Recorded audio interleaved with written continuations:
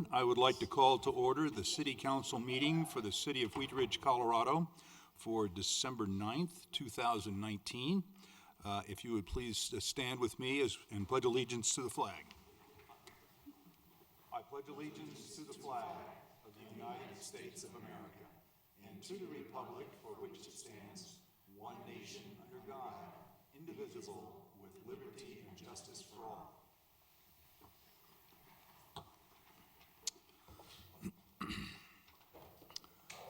Would the clerk please call the roll of the members? Mr. Urban, Present. Ms. Hutchinson, Present. Ms. Weaver, Here. Ms. Dozman, Here. Ms. Hulteen, Present. Mr. Stites, Present. Ms. Hoppy, Present. Ms. Nosler Beck. Here. Mr. Mayor, all of the council are present. We have a quorum. Thank you very much.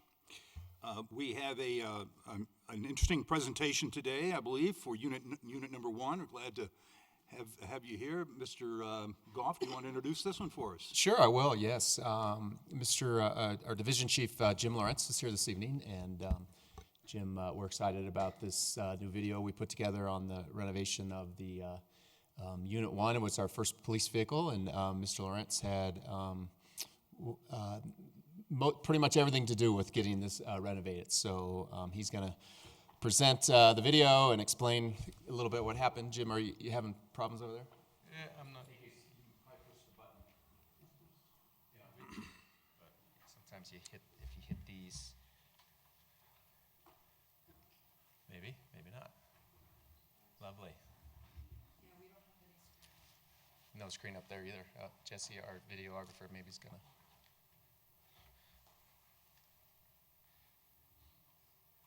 It says no input over here, Jesse. Is it saying on the screen there? Computer. There's nothing wrong. We're in the foreground. Wow.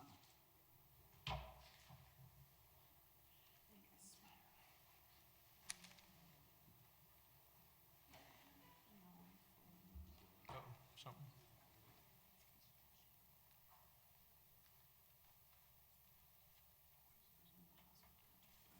It's bad.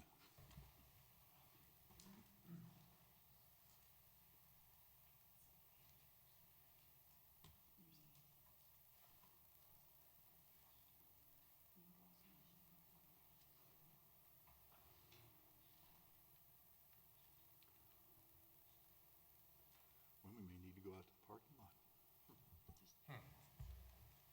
You have any idea? Sorry about this.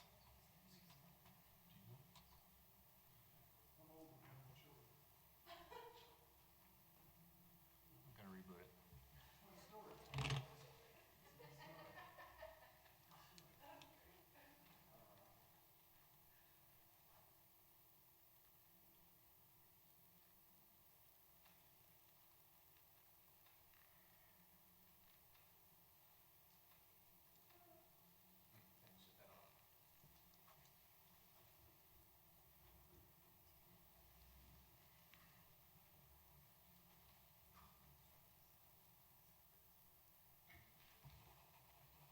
Gone again.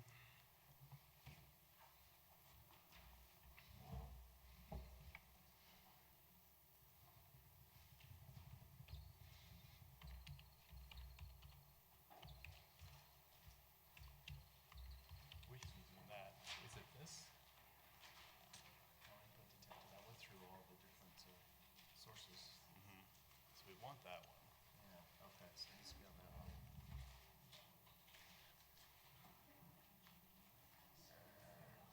I mean, we could reboot it. I think that's it though. But that's not showing it. Well, can you explain the renovation, Jim? Sorry. Yeah. Let's totally If you want to try and move on, we could maybe come back to it. Yeah, we could.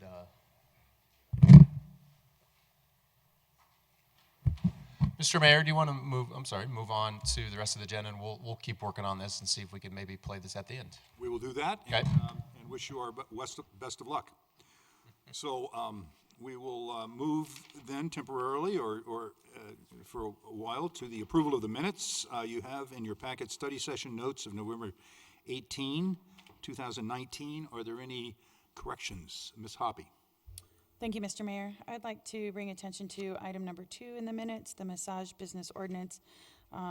The consensus, I rewatched the video because I wanted to be sure, but we had a full consensus, and the consensus including adding outreach to stakeholders before first reading.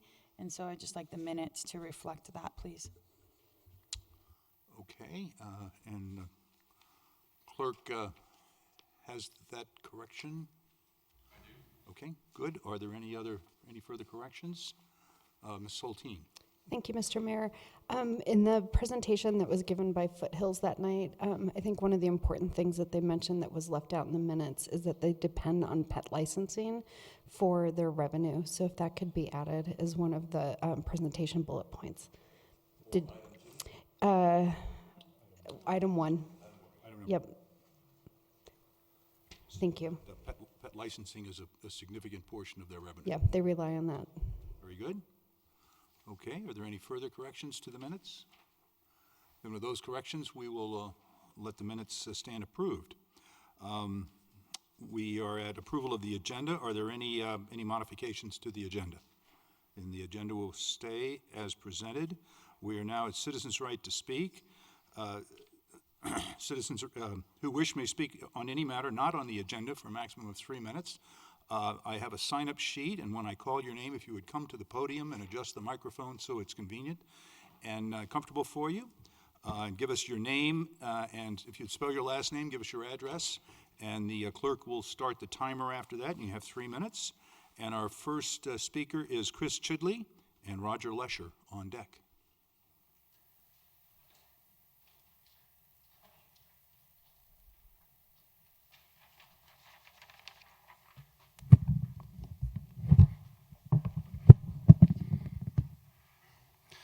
My name is Chris Chidley, Chidley,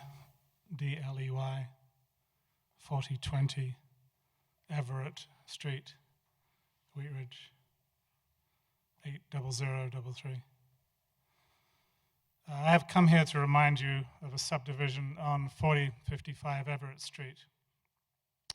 A house was proposed to be built in front of the house. Many residents came to show concern of the subdivision and to raise concern over no public input.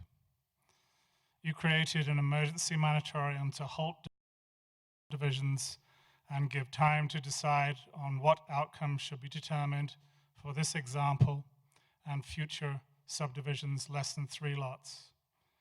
You did not act on this moratorium, it ended. Later, you voted on an ordinance for subdivisions less than 3 to have public input. You voted against this. You failed our neighborhood and others. We will bring you photos next time to show the results of your decision as an example to reconsider public input on residential subdivisions.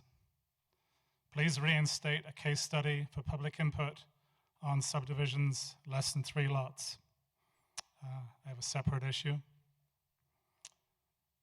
Raise tobacco and vaping products to 21, as 18-year-olds buy and resell products to minors in our schools here in Wheatridge. Set an example like other cities before it is too late for our youth. As of 18th of September of this year, 18 states and 500 localities have made this a change to date of 21. Thank you for your time. Thank you. Our next speaker is Roger Lesher.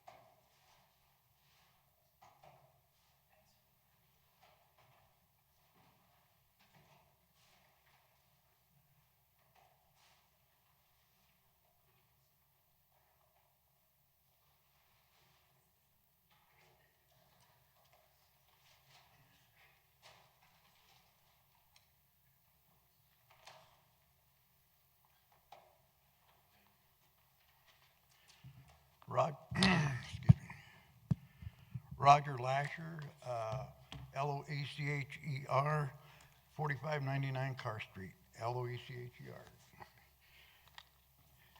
Evening, members of council, staff, guests, and TV viewers.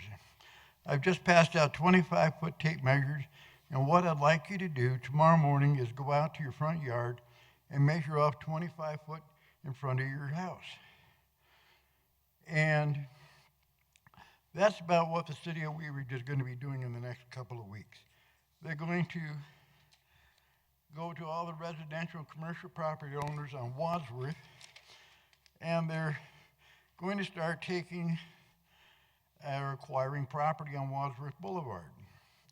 Mr. Wahlberg had said, we will pay you lots of money, and that is supposed to compensate you for all your problems that happens. Yeah, right. The city laid out plans in 1999 and said there would be 55,000 vehicles on Wadsworth in 2020. There are only 45,000 today. Staff said there will be 75,000 vehicles in 2040. How accurate are these numbers when they're 10,000 cars short today? City wants to build a CFL, continuous flow line, based on 75,000 traffic count by 2040. They said traffic turning left will do it so much faster with the CFL. Is that because of the extra lane they're putting in, or because of the CFL? City has stated continuous flow lanes are what we have to have, and it has to be done. And since then, money's tight. We can only live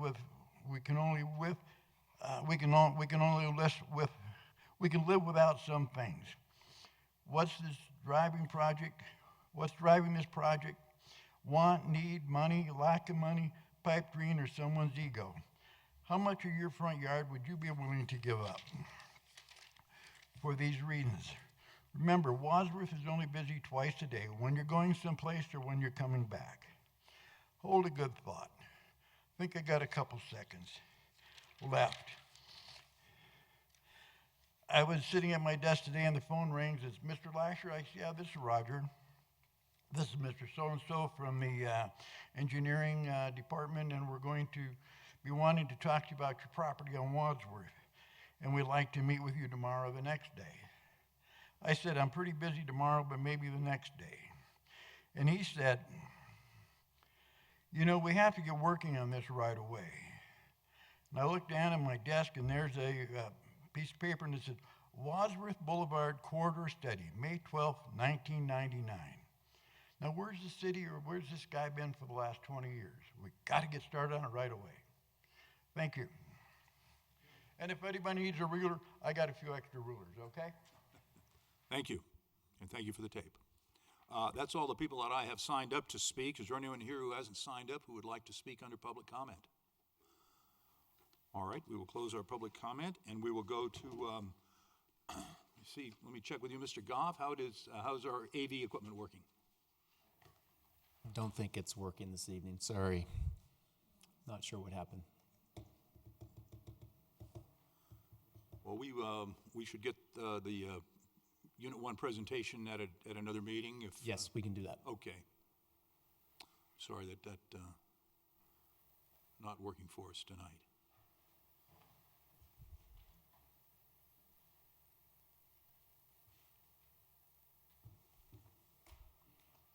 I would love to offer to lend a hand, but I think we're better off without it.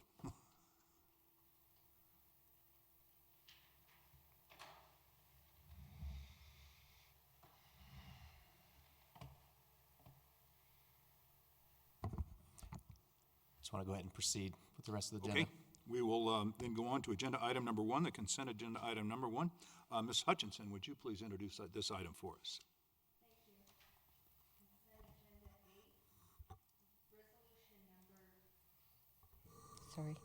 Resolution number 64-2019, a resolution approving a contract with the Colorado Department of Transportation regarding improvements at the intersection of State Highway 72 and Ward Road, and West 52nd Avenue in the amount of $600,000. Consent agenda B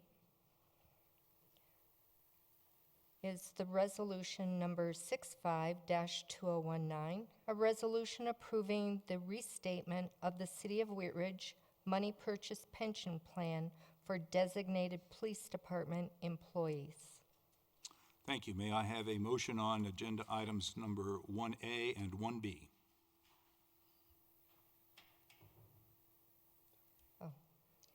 I move to approve consent agenda items A and B. Second. We have a motion and a second. Would the clerk please poll the council?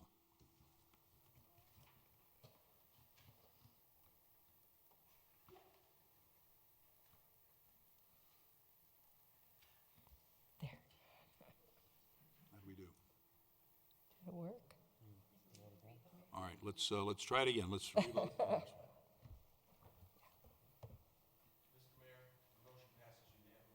Thank you. We will move to agenda item number 2. Ms. Nosler-Beck, would you introduce agenda item number 2, please? Thank you, Mayor. Council Bill number 20-2019,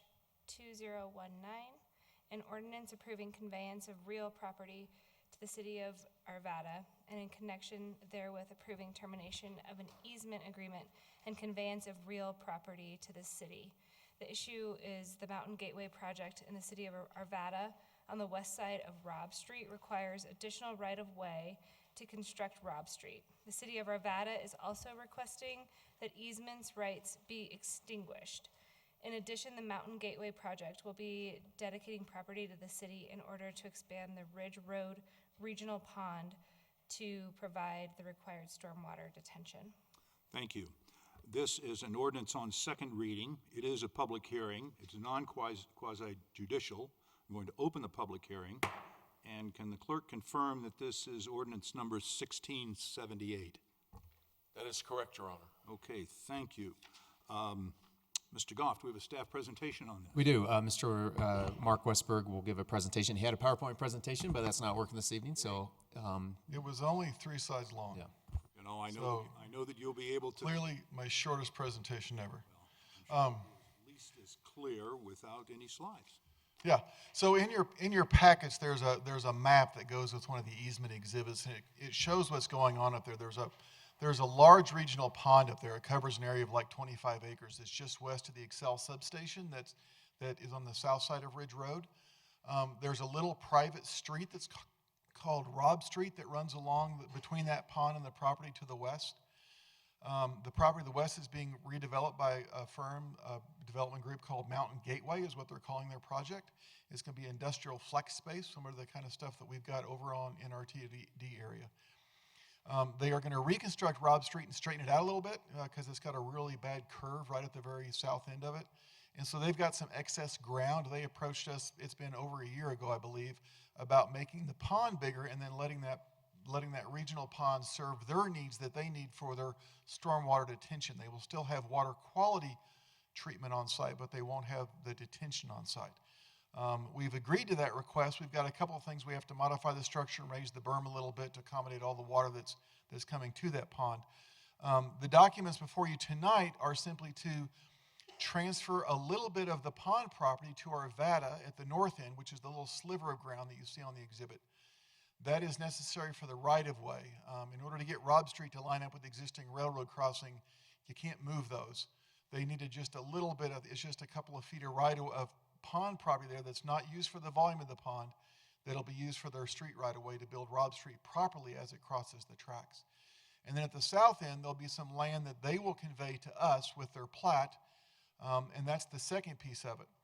The easement vacation that's noted in there is RTD has an easement. When they gave us the pond a year ago or so, they kept an easement over the pond that said that they could go in and maintain it if we ever did not. We certainly don't ever have an intention of not maintaining the pond, but they felt obligated to keep that easement. They've got to extinguish that little strip of land, the easement that's on the strip of land, in order for Arvada to use it as right-of-way. So it's a real convoluted deal, but it's a pretty simple little thing we're trying to do. So if you have any questions, then I'm available for those. Okay, Thank you. Before we go to questions, I would like to open it up for public comment. I have no one signed up to speak. Is there anyone here who would like to speak on this item at this time? Okay, I don't see any, so we will conclude public comment and open it up for questions of council, of staff. So before I close the public hearing and we go to a motion and debate the motion, is there any more questions of staff?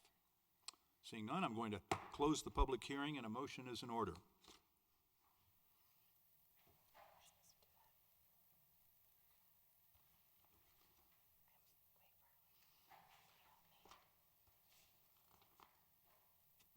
Sorry, I'm on it. I move to approve Council Bill number 20-2019, an ordinance approving conveyance of real property to the city of Arvada, and in connection therewith approving termination of an easement agreement and conveyance of real property to the city on second reading, and that it take effect immediately upon adoption as permitted by section 5.11 of the charter. Second. We have a motion and a second by Mr. Urban. I want to make sure that I close the public hearing. Did I close the public hearing? Okay, thank you. Then we will have discussion on the motion. Is there discussion on the motion? Seeing none, will the clerk please poll the council?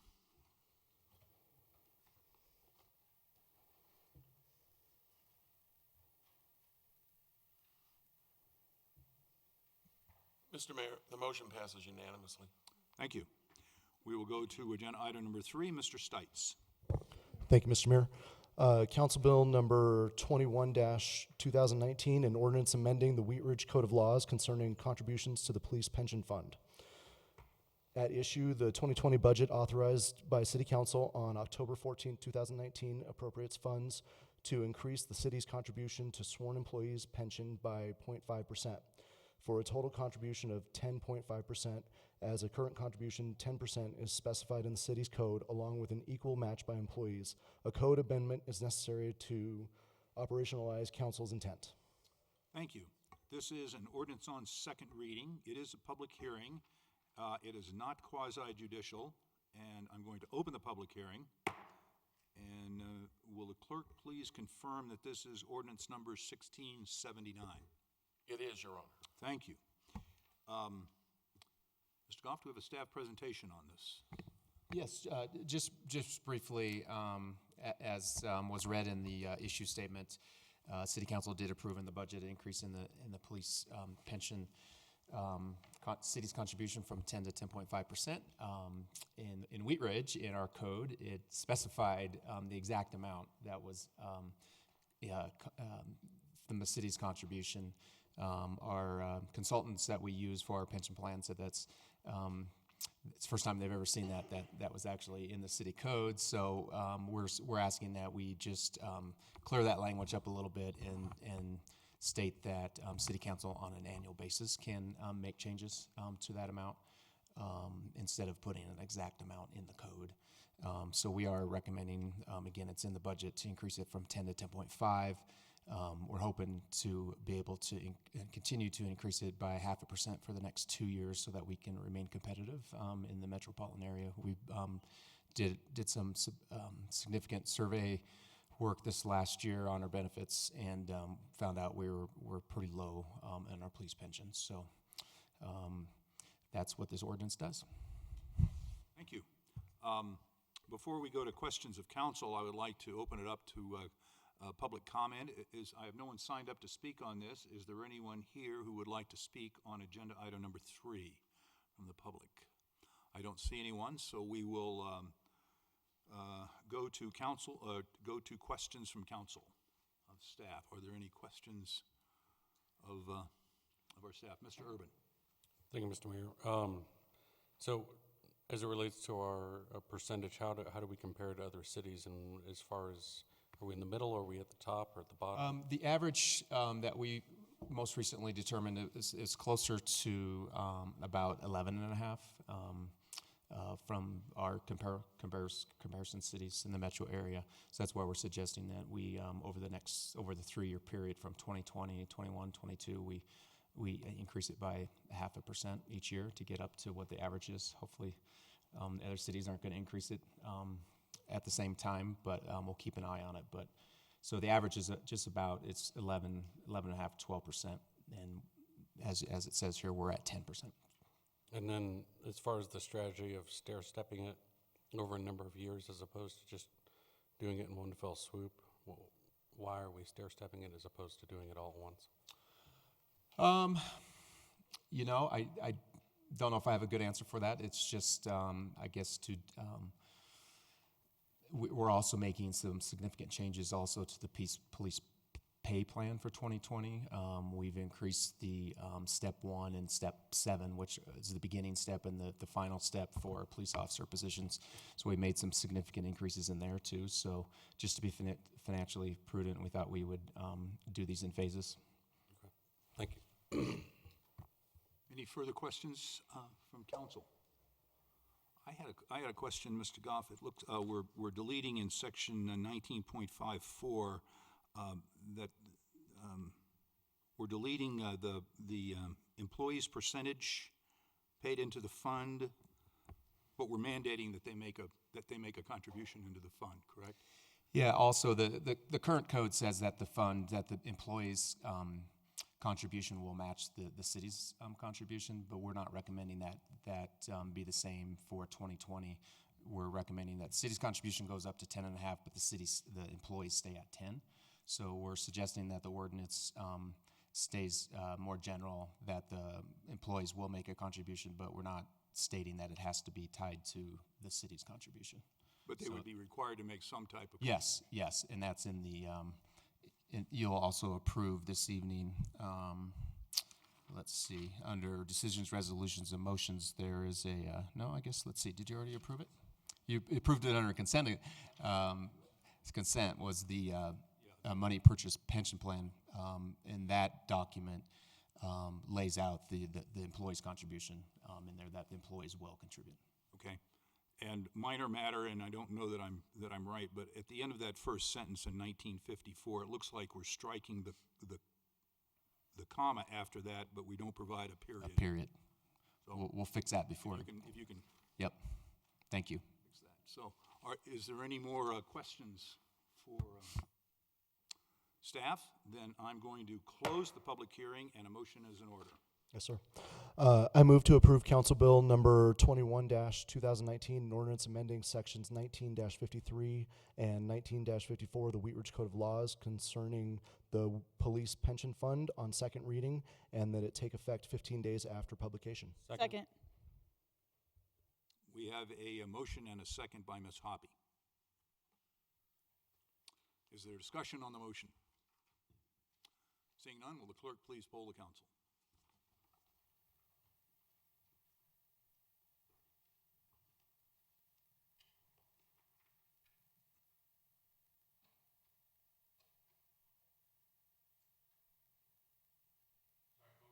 Well, let's vote again.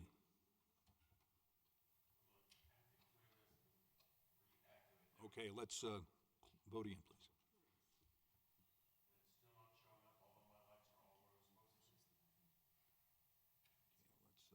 Let's clear it, and we'll vote one more time. Okay? Okay. Mr. Mayor, the motion passes unanimously. Okay, thank you very much. We will go to agenda item number 4. Ms. Hulteen, would you please introduce this item? Thank you, Mr. Mayor. Council Bill 22-2019, an ordinance approving the annexation of land located in Section 17, Township 3 South, Range 69 West of the 6th Principal Meridian, County of Jefferson, State of Colorado, case number ANX-19-01. At issue, our improvements to 52nd Avenue have been identified and prioritized as an infrastructure project for the Wheat Ridge Ward Station area, and were specifically listed in the ballot language for the 2016 2E sales tax bond measure. Jefferson County owns 2 segments of the northern portion of 52nd Avenue right-of-way between Ward Road and Tabor Street, consisting of approximately 1.14 acres. Annexation of the Jefferson County right-of-way into the city of Wheat Ridge will simplify the design, construction, and future maintenance of this segment of 52nd Avenue. Jefferson County submitted an annexation petition to the city on October 11th, 2019. The annexation process is dictated by state statute, and this ordinance is a required step for approval. Thank you. This is an ordinance on first reading to set the date, time, and place for a public hearing on this item. Motion is in order. Ms. Hulteen. Thank you, Mr. Mayor. I move to approve Council Bill number 22-2019, an ordinance approving the annexation of land located in Section 17, Township 3 South, Range 69 West of the 6th Principal Meridian, County of Jefferson, State of Colorado, on first reading. Order it published with public hearing set for Monday, January 13th, 2020 at 7 p.m. in City Council chambers, and that it take effect 15 days after publication. Second. I have a motion and a second by Mr. Urban, who's quick on these things, so. Is there discussion on the motion? Seeing none, will the clerk please poll the council?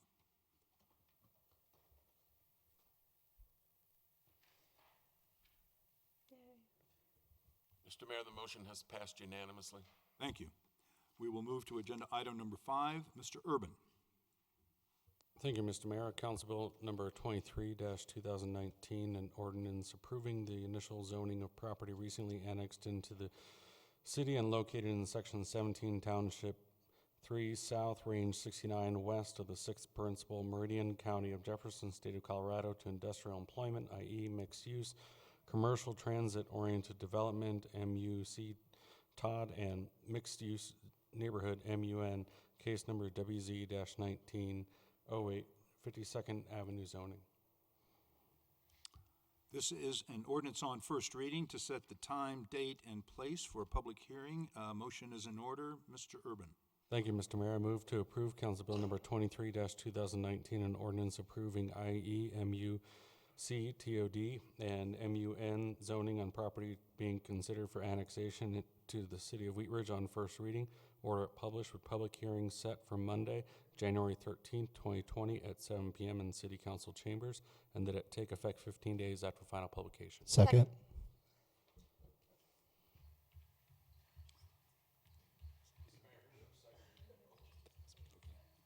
We have a motion and a second by Mr. Stites.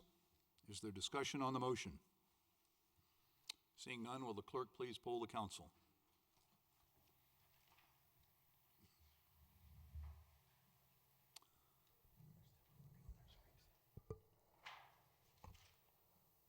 Mr. Mayor, the motion has passed unanimously. Thank you. That leads us to item number 6. Ms. Dozeman. Yes, thank you, Mr. Mayor. Motion to award a contract and approve subsequent payments to MIG Denver, Colorado in an amount not to exceed $175,000 for professional services for the 44th Avenue sub-area plan. Do we have a presentation, or would you like me to read the issue? Okay. We have a small presentation, so Okay. Mr. Johnstone, would you like to make a presentation on this? Thank you, Mayor. City Council in your 2019 budget authorized in the Planning Division's professional services budget $150,000 for the express purpose of developing a new 44th Avenue corridor plan and to hire consultant services to support that effort. There is an existing sub-area plan, as you're probably all aware, for 44th Avenue as well, for a shorter portion of 44th Avenue from Miller to approximately Tabor. The scope of work for this proposed sub-area plan would actually be from Ward Road all the way over to Wadsworth, so a pretty lengthy scope of work, and I think appropriate to integrate those very different areas, but to have one overriding sub-area plan. The Fruitdale sub-area plan was adopted in 2007. Got a copy here. It was, so that's about 12 years old as well, so it's just got some age on it. A typical time frame for the duration of a comprehensive plan or sub-area plan is often about 10 years. We haven't, over the years, found the Fruitdale plan to be particularly beneficial in terms of a really effective policy document to guide land use decisions to really incentivize private and public investment in the corridor. So we think it's a pretty interesting opportunity to update the sub-area plan at this time. You're probably also aware that the 2019 update to the neighborhood revitalization strategy had as one of its handful of key recommendations the development of a 44th Avenue corridor plan. The city is recommending a contract be awarded to MIG, a national planning and urban design firm with a Denver office, mid-sized Denver office in downtown Denver. They were the unanimous selection of our staff interview committee about a month ago. In addition to the $150,000 that was approved in the planning division budget, we're also proposing to augment that with $25,000 from the city manager's budget for the express purpose of doing additional kind of grassroots outreach, and in supporting that outreach, having really enhanced graphic and 3D versions of what the future of 44th might look like. So some real images that can communicate to a layperson, what we're kind of talking about in terms of revitalization scenarios that might emerge from this planning process. Just I guess an aside, but the 2020 budget also has kind of a renewed focus on citizen engagement. We heard that from the NRS. We're actually in the middle of launching a new software platform called PeopleSpeak, which will probably go live sometime in February. We don't have an exact date yet, but that's going to give citizens an opportunity to have an online opportunity to comment on a land use application. So we're pretty excited about that, and we're getting close to being able to implement that. So we're under contract with that firm out of Boulder. And then in addition to that, we also budgeted in 2020 for a more citywide engagement platform called Bang the Table. It's a municipal-oriented citizen engagement tool, and we think that this 44th Avenue corridor planning process will actually be probably one of our first opportunities to use that to better engage the community. So we look forward to having a very interactive engagement process. We'll likely be recommending some sort of a stakeholder committee that oversees and guides the project. We're not to the point of appointing that group or at this point, but I would anticipate that during the first quarter of 2020. And finally, I just also as kind of a side note, but due to staffing resources, we won't be actually kicking this project off until March, about the end of March, but we're excited to get going. Thank you. Before I go to questions of staff, I want to open it up to questions from the public. Is there anyone here? I don't have anyone signed up to speak. Is there anyone here who would like to speak on agenda item number 6? I don't see any, so I'll throw the questions open to counselors of staff. Ms. Hoppy. Thank you, Mr. Mayor.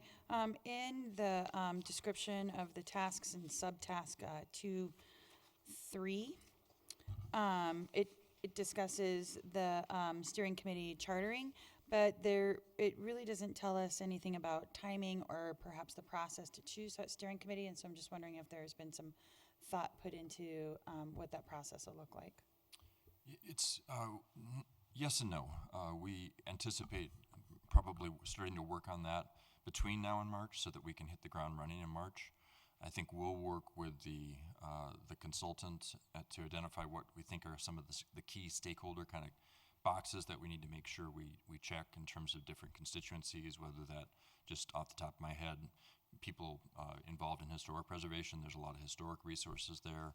The parks are a really integral part of the 44th Avenue corridor, whether it be the Greenbelt or Anderson or Prospect Park. Obviously, business community, residents, there's several different neighborhoods in that area that we want representation from. So anticipate a broad group, but we haven't really sat down and carved out that kind of list of attributes or constituencies that we want to make sure that we're covering as part of that process. And we would typically get certainly council input on those constituencies as well. So anticipate that coming up in the first quarter of 2020. Thank you. Additional questions? Ms. Hulteen. Thank you, Mr. Mayor. I'm really excited to see this coming forward. I know there's been talk about giving 44th Avenue some attention for a few years, and as someone involved in the NRS, I know it was something that just came up again and again. So I'm personally looking forward to it as someone who lives right off of 44th Avenue and see the potential every day. I have a couple of questions. First, having read through it, there's an emphasis both on the process, but also like a pretty detailed description of some of the traffic analysis that will be going into it.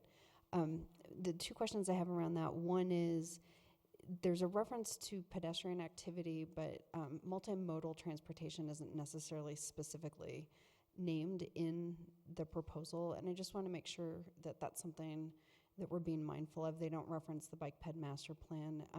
There's several big regional trails that are referenced both in Jefferson County planning documents, and I just want to confirm that multimodal transportation, because that corridor is how we reach, the new rail line and a variety of different modalities. So, Absolutely, and particularly since we're not, contemplating changing the actual road section, that's not really an opportunity that we see a need for, or physically an ability to do that. So, any enhancements to transportation in the corridor, kind of by definition, have to be multimodal. okay, thank you. And that you actually kind of answered my second question, just confirming that we're looking, to not fundamentally change the geometry of the street, but rather looking at its functionality. Is that correct? Absolutely correct. So then with the transportation analysis that's coming into it, I'm just curious how that ties into, and this may be not an appropriate question for this dialogue, but looking at, it'll be conjunct with what's happening on Wadsworth and impacts there. Is that being considered as we're looking at 44th Avenue as part of that the two? In terms of how the two interface? Yeah. I think that interface has been largely established by the design documents that are moving forward for Wadsworth, which will make some improvements. And Westberg was in the audience, but he's not. It does include some improvements to 44th East and West of Wadsworth. Okay. So I think that kind of design is being solidified as part of the Wadsworth project itself. Okay. But we will evaluate, whether other intersection improvements are necessary as part of that transportation analysis at other key intersections along the corridor. Okay, great. Thank you so much. Thank you. Additional questions, Mr. Urban? Thank you, Mr. Mayor. So in the RFP for this proposal, it indicated the scope is between Wadsworth and Youngsfield. You indicated it was from Wadsworth to Ward. So what is the exact scope? Youngfield is correct. Okay. And then as far as the stakeholder or the steering committee or what have you, one of my concerns here is that there's roughly 268 property owners along that corridor. So to have such a small steering committee of sorts, and I get that it's supposed to be a steering committee, but I would caution us against making it too small and then making it as large as possible, given that this is such a long or lengthy stretch of road with a large number of property owners and neighbors. So we want to make sure that that's as big as possible. Thank you. Ms. Hoppy? Thank you, Mr. Mayor, and thank you for your comments on that, Councilmember Urban. Because when I was looking at this, I was also concerned about the long stretch, but one of the things that I had considered was that hopefully we would be able to kind of platoon some areas and then kind of have platoon leaders for those areas. So maybe if we consider that also for the steering committee. Thank you. Ms. Hulteen? Thank you, Mr. Mayor. To piggyback on Ms. Councilwoman Hoppy's comments, as one of the co-chairs of the NRS steering committee, which was 26 people, a big steering committee also has its own challenges. And one of the things that we found incredibly effective was to have some working groups within that. So having a steering committee that was really holding the big picture, but then recognizing that within that there can be steering groups that are working groups that are really focused on, like the businesses or residences or different recreational users. So just something that we learned from experience last year. Thank you. Thank you. Additional questions for staff? Then looks like we got the questions done. Ms. Dozman, I believe a motion is in order. I move to award a contract and approve subsequent payments to MIG Denver, Colorado, in an amount not to exceed $175,000 for professional services for the 44th Avenue sub-area plan. Second. We have a motion by Ms. Dozman, a second by Ms. Nosler-Beck. Is there discussion on the motion? Ms. Hoppy? Yeah, I just wanted to say that I'm super excited to see this progress moving forward for 41st. When or 44th Avenue, when I was on Wheat Ridge 2020, which is now Local Works Board. Oftentimes, I was asking and trying to move that towards spending some more time on 44th Avenue, which they are dedicated to doing this year, which is awesome. And so I'm super excited for those businesses to see some movement in their area. Thank you. Additional discussion? Ms. Dozeman. Thank you, Mr. Mayor. I wanted to echo those sentiments. We've long discussed some facade improvements and how to connect the businesses and really get them some exposure along 44th Avenue. And having lived all but 5 of my years along 44th Avenue, it's really been something that I've looked forward to, along with the I-70 and Kipling corridor, transportation issues and trying to mitigate those. So I'm really excited to see some of the plans that are going to come through.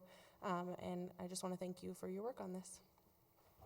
Thank you. Additional discussion on the motion? Seeing none, will the clerk please poll the council?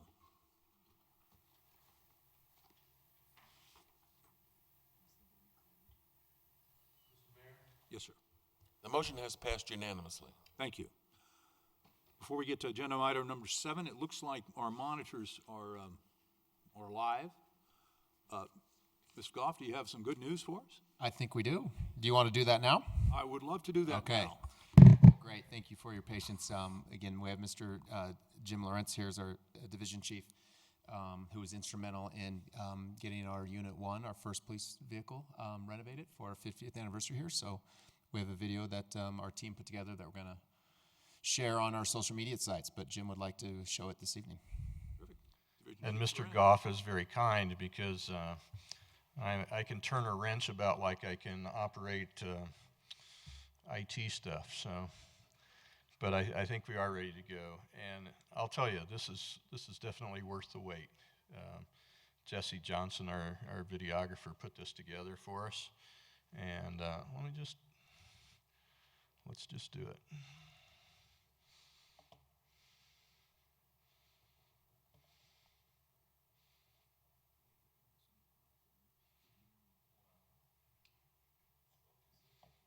There you go.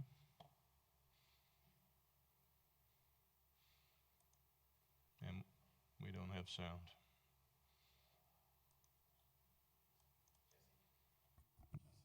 Jesse, help.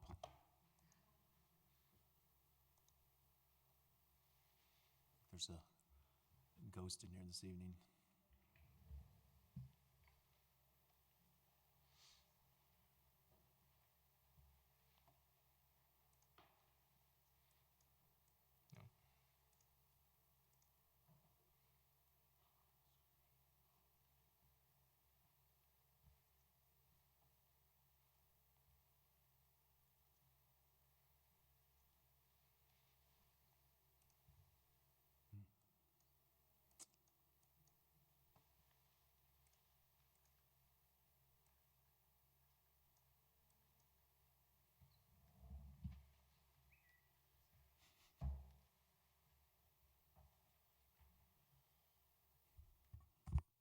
Of a patrol car, and for whatever reason this car was not auctioned off.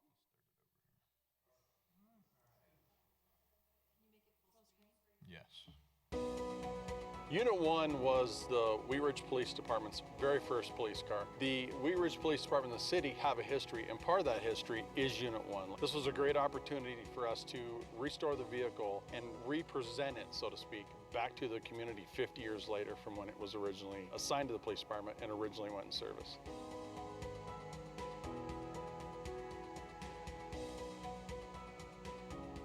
At that time, there was a council person named Jack Bramble. So Jack was appointed the first acting chief of Wheat Ridge. But one of the things he did right away was order a police car from 38th and Wadsworth. At the time, it was called Johnny Harper Ford. It was purchased on September 30th, 1969, so only a month and a half after the city was incorporated. So it lived its life as a patrol car for 4 to 5 years. That's the normal life of a patrol car. And for whatever reason, this car was not auctioned off. This car remained in the lot at Public Works. The city kept the vehicle and it sat outside. It went through a ton of weather. With the city's 50th anniversary, we decided to restore this vehicle. It's historic. It's the first city car. It really says Wheat Ridge. So Unit 1 is a 1969 Ford Custom 500. It has no AM/FM radio. It has no power brakes, no air conditioning. It was very bare bones at the time. And this has a big V8 engine. It's a 390, and it was fast in its day. We start a year and a half in advance to get this car restored with the goal of having it run in the 2019 Carnation Festival Parade. We had a fundraising campaign through the Passport program to try to raise some funds, and we had some funds that we used for our maintenance of vehicles that we could use to help restore this. So all that put together, we were able to make this happen.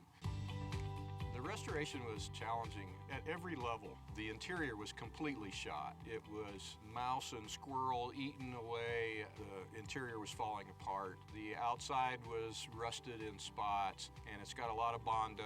The car's probably been wrecked we don't know how many times. The first steps of the restoration were obviously mechanical. Cypher Automotive and Stat Automotive assisted with both of those projects. And that was a huge accomplishment when we were able to get it running with all original parts. The second part was to get the interior done, to get it cleaned up and get the interior reupholstered. It's a mess right now. Lots of years gone by. So we're gonna make this thing look like it came brand new. We have to hustle. We don't have a lot of time to waste. We're doing the door panels, of course.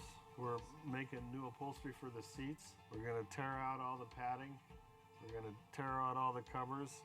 We're gonna make everything brand new. It's gonna have a new day.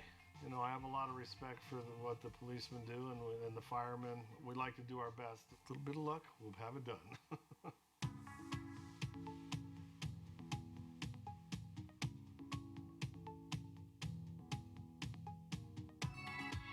The third part was the exterior, the bodywork and paint. We're here at Christopher Dodge World, and we're in the collision center. What we're going to start doing now is de-trimming the car, pulling all the trim off.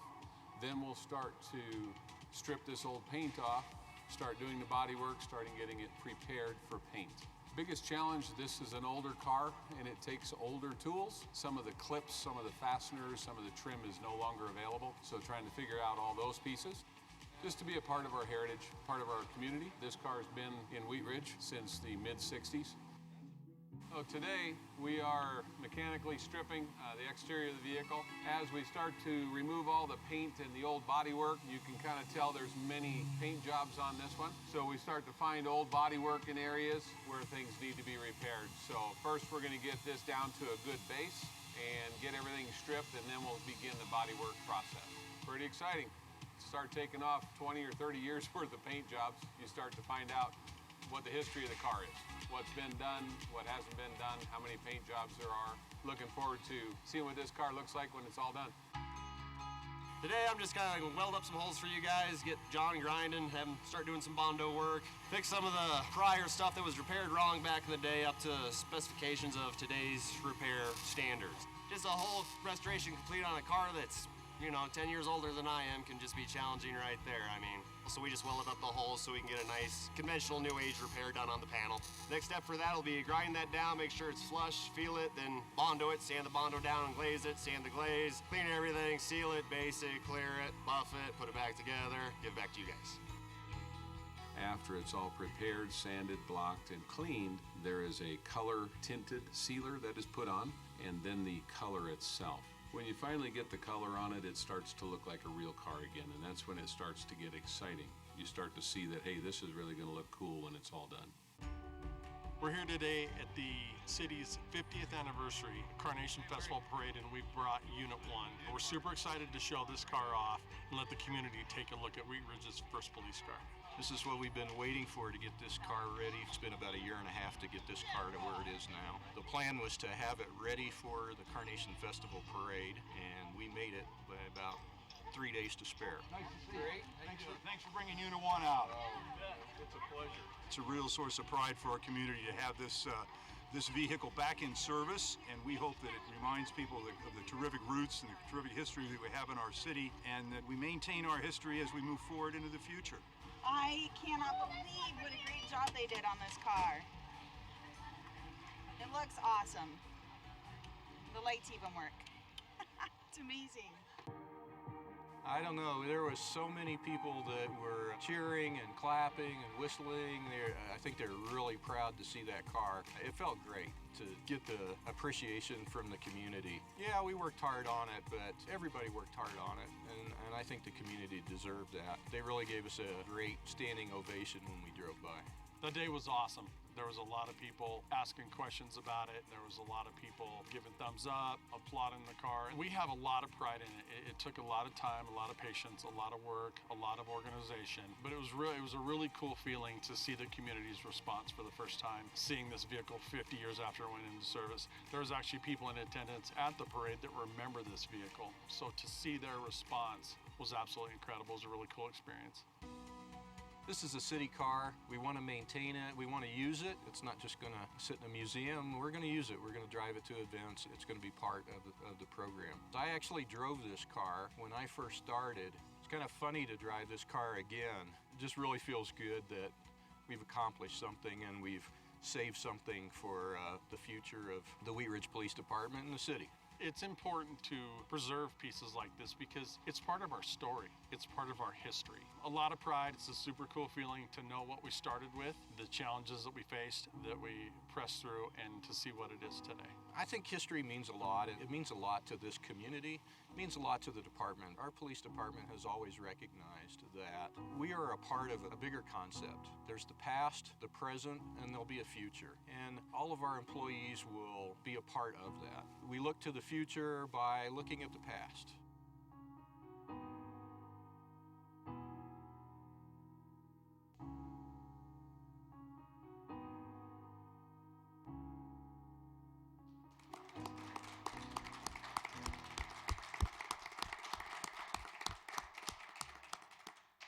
So, came out pretty wonderful, I think, and you know, the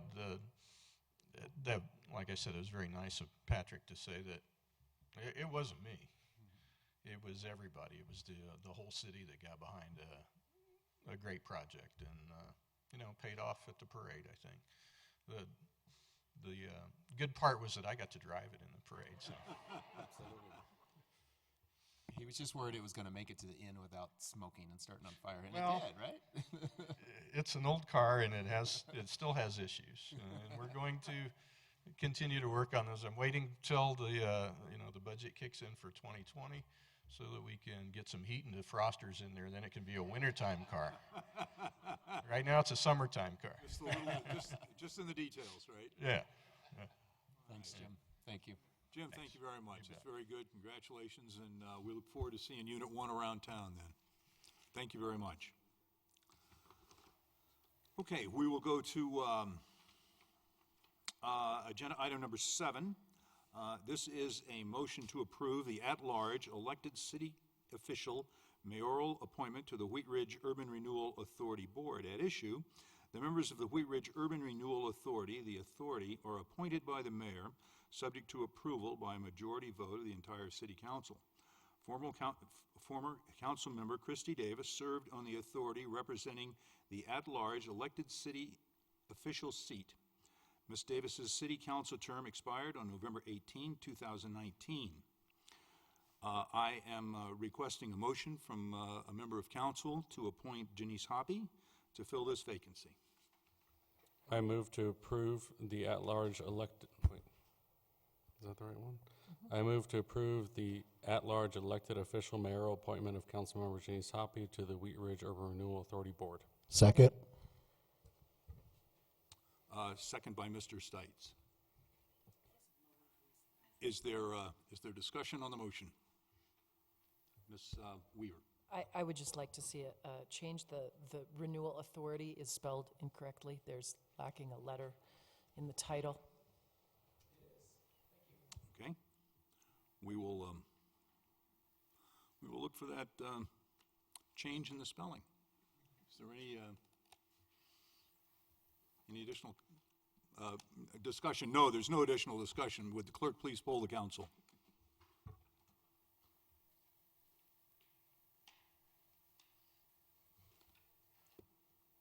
Mr. Mayor, the motion has passed unanimously.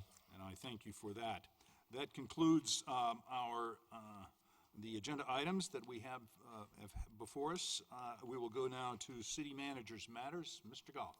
Yeah, thank you, Mr. Mayor. On the police department theme this evening, I'm excited to announce that we do have police chief recruitment narrowed down to 2 candidates. And we do have another opportunity for the community to be involved. We have a community forum scheduled for December 18th at 7 p.m. here in council chambers. And our 2 candidates will provide a short presentation to tell the community who they are, and then there will be a time for questions and answers. Our 2 final candidates are Vince Line. He's a bureau chief with Arapahoe County in Colorado, and Chris Murtha is the deputy chief with Prince George County in Maryland. So we will have final processes on December 18th and 19th, and hopefully we can make a selection shortly after that. Thank you. City Attorney's Matters, Mr. Dahl. Nothing tonight, thank you. Thank you. We will go to elected official matters and start with our clerk. I have nothing, Mr. Mayor. Okay, thank you. We'll go to Ms. Hutchinson. I'd like to just say I'm sorry I missed the festivities this past weekend. I needed to work, which is the usual. But I want to say how much I really enjoy seeing the lights in the trees. And I also like the lampposts between Harlan and Sheridan, the way they're lit up. I mean, it's very festive, and they did, I guess it's Public Works that did that. They did a great job. And regarding the police vehicle, the Ford, I'm hoping it's being kept in a garage. It is now, yes. Okay. Thank you. Ms. Noslerbeck? Thanks, Mayor. I also just wanted to thank Local Works and everybody for the really fun night that we all got to share in and kick off the holiday season. So it's just something to be really proud of, and it was so fun. I thought that this year's event just was geared towards everybody and what they wanted to do. So there was something for kids, there were reindeer walking around, there was a dancing Christmas tree. I mean, if you wanted it, we had it. So anyway, thanks to everybody on that. And I also just wanted to congratulate Councilwoman Hoppy on her appointment to Urban Renewal. I resigned from my position in District 4.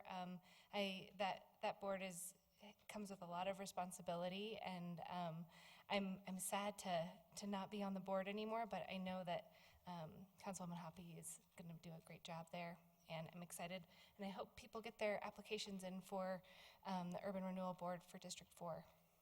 Thank you. Thank you. Mr. Urban?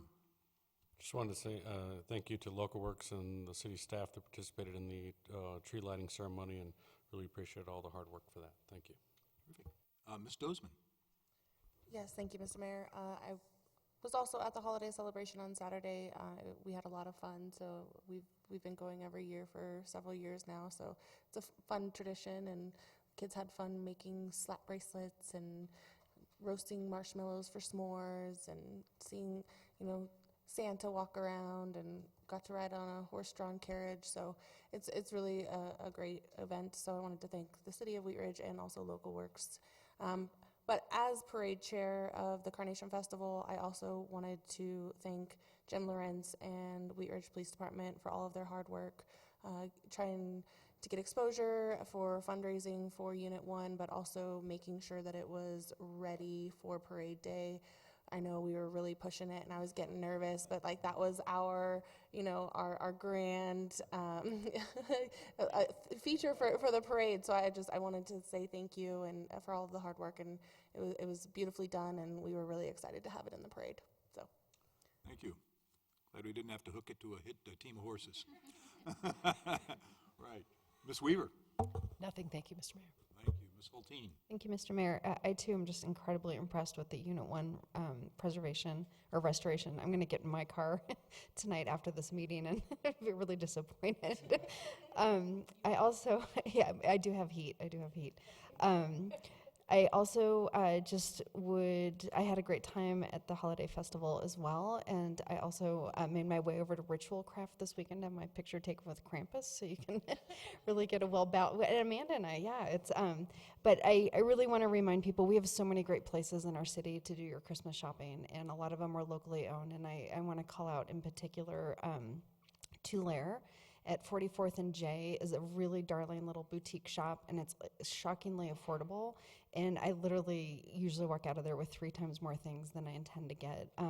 Found on about 45th and Wadsworth on the west side is like, give yourself 2 hours to get through there. They have just an incredible amount of just really great things.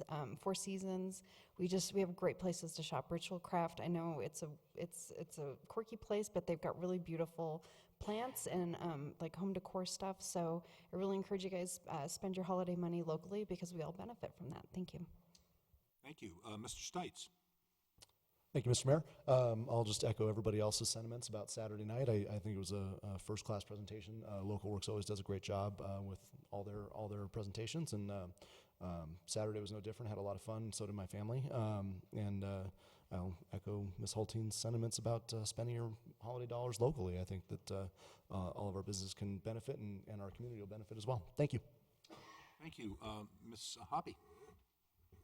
Thank you, Mr. Mayor. Going last, I could pretty much just say ditto, ditto, ditto. But yes, the holiday celebration was awesome. I do really enjoy when the lights are up, and it just really helps the short, dark days, bring joy into the short, dark days. And along with saying thank you to Local Works and the city staff and all of our police department and volunteer, I would like to say thank you to all of our volunteers. It takes a lot of volunteers to pull off things like that, that and the Carnation Festival. So thank you to everybody who just spends their extra time to try to make a wonderful evening for everybody. And I also shopped at Tulare just this last Thursday. It's a lovely shop. But I would like to just remind people to shop small and shop local. Thanks. Thank you. Well, I would like to sort of chime in on the themes that everyone has brought up.